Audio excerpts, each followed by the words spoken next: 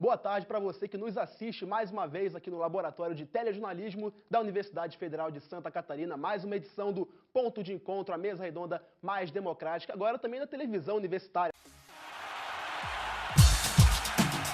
O Brasil tem muito a aprender com essa cultura de técnicos em toda a Europa. O torcedor não é maior que o clube em nenhuma instância. Não é só culpa dele, né? Ele já é o terceiro técnico passando só nesse ano. Eu acho que vai só entrosar melhor. Tem chance de melhorar com essa questão do novo técnico. Tem um monte de jogador jovem estreando agora na seleção. Manter o técnico e dispensar os jogadores. Ponto de encontro. Eu sou o Fábio Tanapouski e comigo aqui para comentar o programa estão Carlos Costa e Arthur Búrigo. Boa tarde para vocês dois. Boa tarde, Fábio. Boa tarde, Carlos. Boa tarde a você que nos assiste. Boa tarde, Fábio. Boa tarde, Arthur. Olá para você que nos assiste. E hoje vamos discutir sobre a Série A do Brasileirão e a Série B e, por que não, o formato desses campeonatos. Entrevista exclusiva feita pelo programa Esporte Clube com o nosso repórter Omar Nekforo. Isso é mais além. Primeiro vamos começar falando de Campeonato Brasileiro, Série A. Os catarinenses na Série A, a gente vai rodar agora os melhores momentos de Chapecoense e Internacional, o jogo que foi no Beira-Rio. Você pode ver agora na TV. A Chapecoense segurou o resultado, uma pressão gigantesca do Internacional durante o jogo inteiro. A Chapecoense, inclusive, teve um pênalti defendido pelo Danilo em um lance muito consagrado do goleiro que já vem em boa fase faz um tempo na Chapecoense. Carlos e Arthur, quero saber de vocês o que a gente pode tirar desse jogo entre Chapecoense e Internacional, Inter e Chapecoense, como foi no Beira-Rio o jogo. O que a gente pode esperar é a primeira rodada, ainda é muito cedo para qualquer coisa, qualquer expectativa no Brasileirão. Mas vocês conseguem ver a Chapecoense com uma defesa sólida para conseguir fazer uma campanha segura, mais uma vez na Série A, brigar por uma Sul-Americana? Opinião de vocês? A Chapecoense mostrou um time muito constante, né? Um time que defende muito bem, tem um padrão de jogo bem definido com o Guto Ferreira. E até o sextou o Danilo renovou com a Chapecoense, então tinha até a expectativa que ele poderia ir para o Sport, mas não, ele renovou com a Chapecoense. E tem um time muito sólido, eu acho que não vai lutar para não cair, vai ficar ali entre 13º e 14º, mas eu acho que não luta para não cair, como pode acontecer com o Figueirense, que é o outro catarinense nessa primeira divisão. Desde os acessos seguidos que trouxeram a Chapecoense até a Série A, o time de Chapecó vem de fato desempenhando de maneira sólida do ponto de vista da manutenção do time na Série A. O que eu quero dizer? A defesa geralmente funciona de maneira relativamente suficiente para que o time consiga brigar contra o rebaixamento e nas últimas temporadas, de fato, a Chapecoense vem conseguindo crescer gradativamente, isso é, disputar na parte intermediária da tabela e, claro, agora com alguns destaques individuais. O goleiro Danilo é uma prova disso. Enfim, é um elenco que vem bem montado, eles conseguem manter os jogadores, como o próprio Danilo, enfim, o zagueiro Rafael Lima, o capitão da equipe, e outros jogadores também.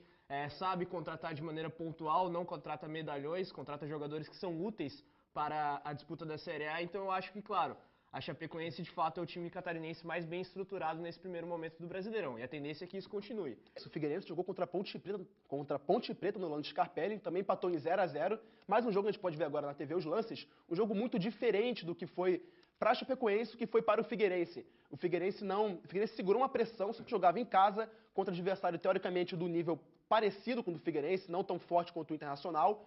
E o Figueirense acabou não conseguindo exercer o fator casa, não conseguiu usar o Scarpelli, que é uma de suas grandes armas nesse início de campeonato. O que vocês podem tirar de Figueirense e Ponte Preta? Figueirense, que assim como a Chapecoense, também reformulou o elenco, tem vários jogadores novos, um deles é o Rafael Moura, o glorioso He-Man, figura carimbada aqui do futebol do sul do país. Vocês conseguem ver o Figueirense Vocês conseguem tirar alguma coisa desse time na primeira rodada? Dá pra, pelo visto, será que o time não está muito bem encaixado nesse início?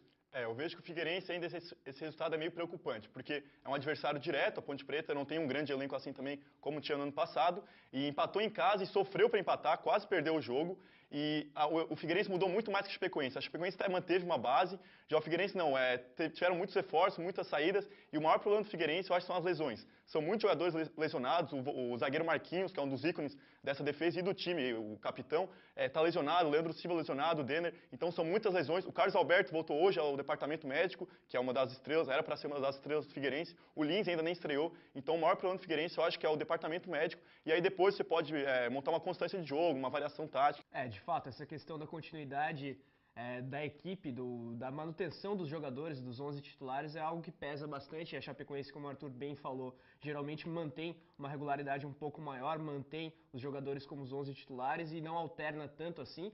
E aí entra também, você citou as lesões, entra também a política de contratação. A Chapecoense é um time um pouco mais discreto, procura contratar de maneira mais pontual. Já o Figueirense trouxe alguns medalhões, como o Carlos Alberto, e, claro, isso é uma contratação de risco, um jogador já com uma idade relativamente avançada, cujo histórico de lesão não vem de hoje, né, nesse caso. E, enfim, é uma contratação de risco que para manutenção do time na Série A é um pouco complicado. Eu acho que o Figueirense deveria se ater mais a contratações pontuais, como faz a Chapecoense. Vamos para a Série B, Brasileirão Série B. A gente tem 3 representantes, são o Criciúma, o Avaí e o Joinville. A gente começa com o jogo do Avaí contra o Bahia na Fonte Nova. Você pode ver agora os lances passando na nossa televisão. O Bahia abriu o placar no início do primeiro tempo, abriu 2-0, o Avaí diminuiu, terminou o jogo 2-1. O Avaí começa com derrota na Série B. Além do Avaí, também temos o Criciúma e o Joinville, que em casa. Aí, o lance do Criciúma que venceu o Náutico em casa com esse gol aos 6 do segundo tempo, um gol polêmico, Arthur e Carlos.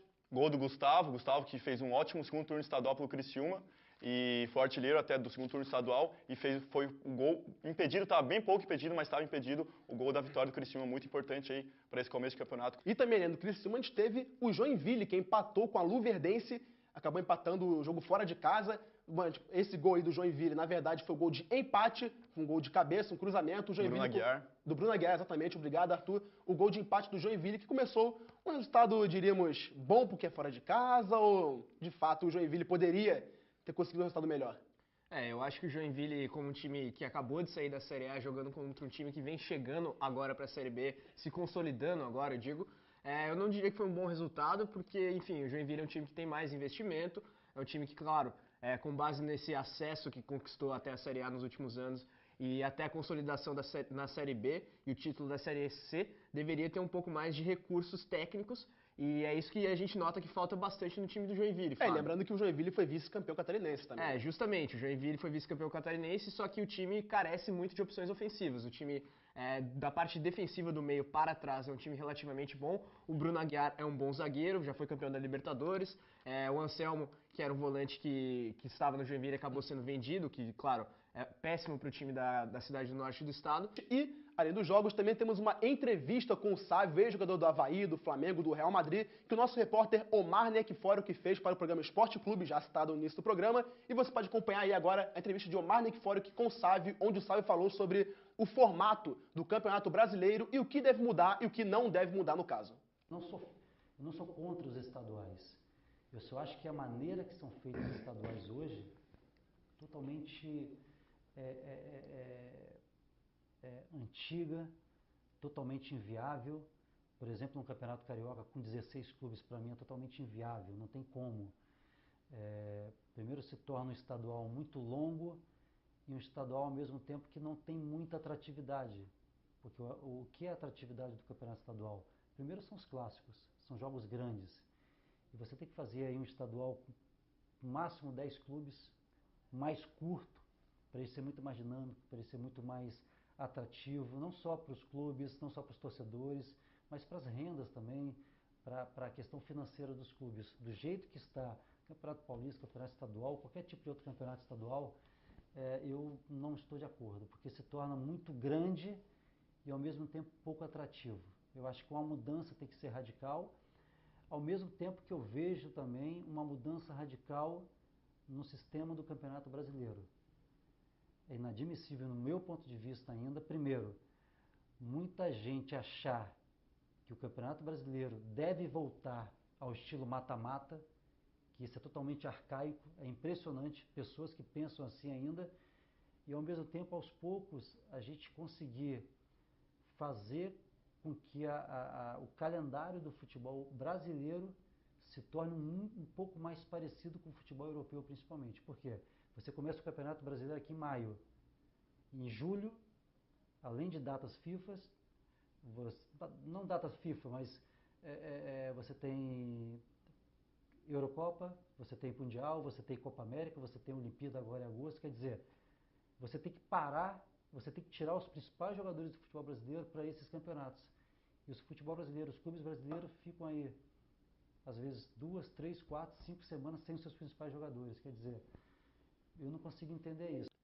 Essa foi a entrevista onde o Sávio falou para o nosso repórter Omar Neckfora sobre as principais mudanças que ele acha que tem que haver no Brasileirão, no calendário brasileiro, como já foi muito criticado aqui no Brasil pelo formato, por ser muito longo, por ser muito cheio, muitos jogos em pouco tempo, jogos quarta-feira, jogos final de semana, um tema de muita discussão. Arthur e Carlos, A gente viu que o Sávio citou muito sobre os estaduais, sobre voltar ou não o mata-mata, que é uma discussão muito corriqueira nas redes sociais, no dia a dia mesmo dos torcedores, sobre voltar mata-mata ou continuar com pontos corridos. Nessa, vocês são... Qual a posição de vocês? Bom, eu acho que em relação a essa questão do mata-mata não tem muito o que discutir. A maneira com a qual o calendário brasileiro está arranjado atualmente já, de certa maneira, resolve essa questão. A Copa do Brasil é o representante do mata-mata no calendário brasileiro, é um título nacional, na minha opinião não tem a mesma legitimidade que o Campeonato Brasileiro, mas está lá para que isso ainda seja mantido e, de fato, tem todas essas questões que você citou, Fábio, a emoção, enfim... A torcida mesmo no estádio e todas as questões inerentes ao mata-mata e a emoção do jogo em si, que é claro, completamente diferente do Campeonato Brasileiro de pontos corridos, e isso, na minha opinião, está resolvido na Copa do Brasil. Agora, eu não vejo por que alternar o Campeonato Brasileiro de volta para o mata-mata, visto que já existe a Copa do Brasil e que o Campeonato Brasileiro de pontos corridos é muito mais justo do ponto de vista da longevidade dos times, da regularidade e da justiça na disputa. São jogos de ida e volta e tal. Claro, mata-mata também pode ser. Mas um campeonato disputado aos pontos corridos ao longo de toda a temporada, na minha opinião, é muito mais justo e exige muito mais do time. Em relação ao mata-mata, além de tudo que o Sávio falou e que o Carlos falou, existe um problema muito grande no Brasil que é o financeiro. Então, alguns clubes jogam, sei lá, até outubro e já caem fora do mata-mata. Então, eles têm até dezembro para pagar seus jogadores. E de onde é que vai vir essa renda? Se não vai vir de estádio, não vai vir de sócio-torcedor, porque não vai ter mais jogo. O que acontece é que os times ficam sem calendário. Ficam sem calendário e tem que pagar os jogadores. Eles não podem demitir os jogadores no meio do ano. Então tem todos os problemas que o Carlos citou, que o Sávio citou, mais esse problema financeiro. Aí a outra questão é do calendário. O calendário aqui, o estadual é muito longo. Todos os estaduais são muito longos, não dá mais para ser assim.